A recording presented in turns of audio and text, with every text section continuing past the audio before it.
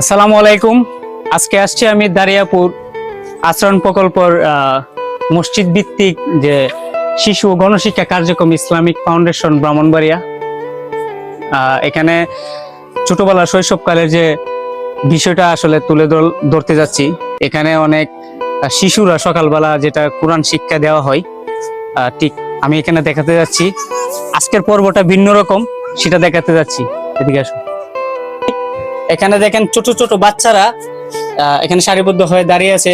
প্রতিদিনের মতো এখানেও কোরআন শিক্ষার জন্য যে কায়দা আমপারা থেকে শুরু করে ছোট ছোট বাচ্চারা এখানে কেউ ক্লাস 1-এ কেউ 2-তে পড়ে, তো তারা এখানে শিক্ষা নেই।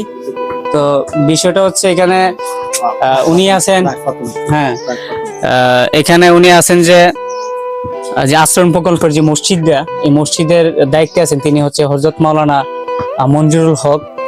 তিনি এই মসজিদের ইমাম, পাশাপাশি হচ্ছে শিক্ষক।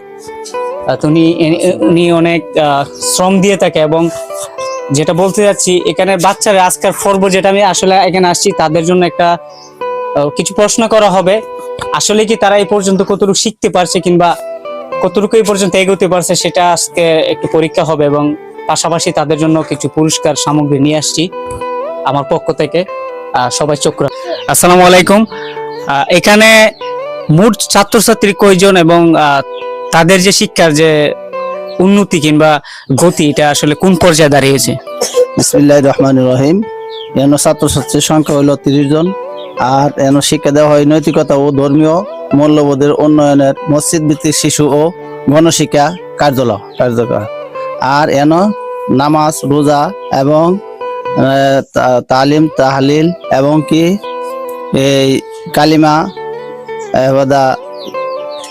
এইগুলি সবগুলি শিক্ষা দেওয়া হয়।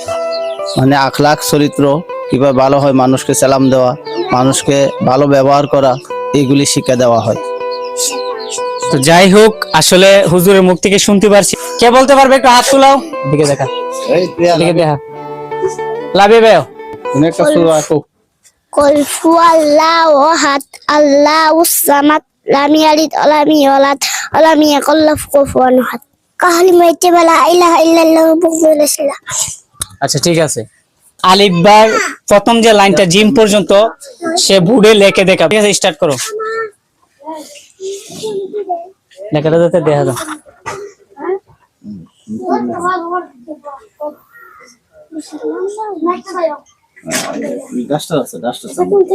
অসুবিধা নাই।